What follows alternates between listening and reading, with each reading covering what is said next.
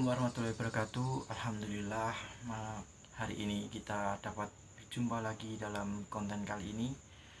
Konten kali ini adalah saya akan membawakan sebuah ceramah atau kultum atau sebuah khitobah yang singkat tentang apa itu bersyukur.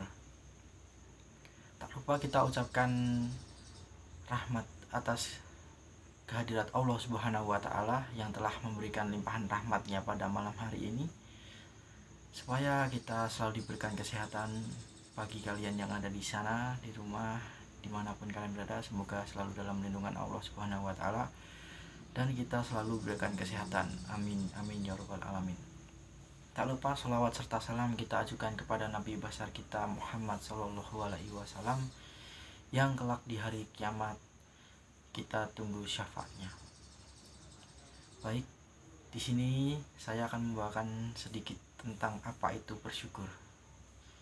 Bersyukur, kita sebagai makhluk hidup tentunya akan selalu bersyukur, karena Allah selalu memberikan rahmatnya, selalu memberikan rezekinya, selalu memberikan kesehatan bagi kita, selalu memberikan jalan bagi kita, supaya kita bisa menjalankan kehidupan ini dengan baik, tentram dan damai. Oke, syukur sendiri itu berasal dari bahasa Arab, yaitu syakaro yaskuru, yang artinya berterima kasih. Secara bahasa, syakaro yaskuru yaitu artinya berterima kasih. Kalau secara istilah adalah menggunakan nikmat Allah Subhanahu wa Ta'ala. Jadi kita bersyukur itu intinya menggunakan nikmat yang telah diberikan Allah Subhanahu wa Ta'ala kepada kita, baik itu nikmat apapun. Tetapi jangan disalahartikan ya, nikmat yang dimaksud di sini adalah nikmat kebaikan. Nikmat kebaikan yang selalu Allah berikan kepada kita, dan cara kita menggunakan nikmat tersebut ialah bentuk syukur kita kepada Allah Subhanahu wa Ta'ala. Kita memahami bahwa bersyukur dengan lisan itu hanya mengucap hamdalah, padahal tidak hanya sekedar mengucap hamdalah. Syukur itu lebih daripada itu. Hadis dari Quran, Allah berfirman di dalam Quran yang bunyinya la in sakartum la azidanakum wa la in kafartum inna adzabi lasyadid, yang artinya barang siapa yang bersyukur atas nikmat yang aku berikan, maka aku akan menambahkan kenikmatan padanya. Tetapi barang siapa yang berbuat kufur atas nikmat yang aku berikan, niscaya azab yang saya berikan sangatlah pedih. Jika kita bersyukur, Allah menambahkan nikmatnya kepada kita. Tetapi selain daripada itu, kalau kita berbuat kufur atas nikmat yang diberikan Allah kepada kita, maka azab yang Allah berikan sangat amat pedih. Nauzubillahi min dzalik. Kita harus selalu bersyukur. Apa sih beratnya bersyukur gitu? Karena nikmat Allah tidak kurang-kurang diberikan kepada kita. Karena nikmat Allah yang diberikan kepada kita itu jauh dari kata sedikit, bahkan tidak mampu kita hitung. Cara mudah bersyukur yaitu tadi, dengan mengucap alhamdulillah. Tetapi selain itu, cara bersyukur itu masih banyak. Cara bersyukur itu masih sangat amat banyak sekali. Dan di sini saya akan membahas 3 cara bersyukur. 3 cara bersyukur. Yang pertama itu adalah bersyukur dengan lisan. Yang kedua adalah bersyukur dengan anggota tubuh kita. Yang ketiga, bersyukur dengan hati.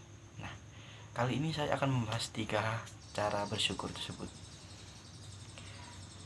Cara bersyukur yang pertama adalah dengan lisan.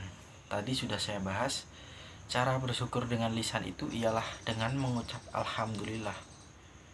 Cara yang sangat mudah, dan kita sudah belajar dari kecil, bahkan dari kecil kita sudah diajarkan orang tua kita masing-masing untuk selalu bersyukur dengan cara mengucap alhamdulillah.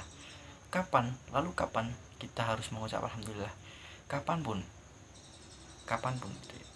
Jadi ketika kita mendapatkan sesuatu, bahkan itu rezeki, kita harus mengucapkan alhamdulillah. Nah, walaupun rezeki tersebut kita dapatkan dari orang lain, tapi kita harus mempercayai bahwa rezeki itu datangnya dari Allah Subhanahu wa taala yang telah ditujukan kepada diri kita. Dengan cara mengucap alhamdulillah, bahkan di setiap kejadian, bahkan di setiap hal yang menyangkut kehidupan kita, kita harus mengucapkan syukur alhamdulillah. Karena ujian pun yang datang kepada diri kita ini itu adalah sebuah kasih sayang Allah terhadap kita. Supaya apa? Supaya kita selalu mengingat Allah Subhanahu wa taala. Kemudian masih bersyukur dengan lisan. Cara bersyukur dengan lisan yang kedua ini ialah ceritakanlah hal yang telah engkau dapatkan. Tetapi harus diingat, cerita ini tidak boleh menjadikan kita menjadi orang yang sombong. Ada hadisnya ialah wa anna bi ni'mati rabbika fahaddis. Ceritakanlah. Tapi ingat, ceritakanlah kepada orang yang ingin atau bisa menerima cerita tentang nikmat yang engkau dapatkan. Jadi jangan membuat cerita tersebut yang mendengar ini malah merasa jengkel atau merasa, wah kamu ini sombong dengan pencapaianmu atau nikmat yang engkau dapat. Jangan sampai menceritakan hal tersebut kepada orang yang memiliki hati seperti itu. Jadi ceritakanlah hal tersebut kepada orang yang memahami atau mengetahui bahwa engkau itu bercerita karena nikmat yang diberikan Allah Subhanahu wa taala. Kemudian nikmat yang kedua, nikmat anggota tubuh. Nah, ini yang sering kita abaikan, padahal ini sangat sering kita lakukan. Kita memiliki anggota tubuh yang lengkap. Bagi kita yang memiliki anggota tubuh yang lengkap, kita harus selalu mengucapkan syukur alhamdulillah. Nah, kali ini kita ini memiliki anggota tubuh lengkap.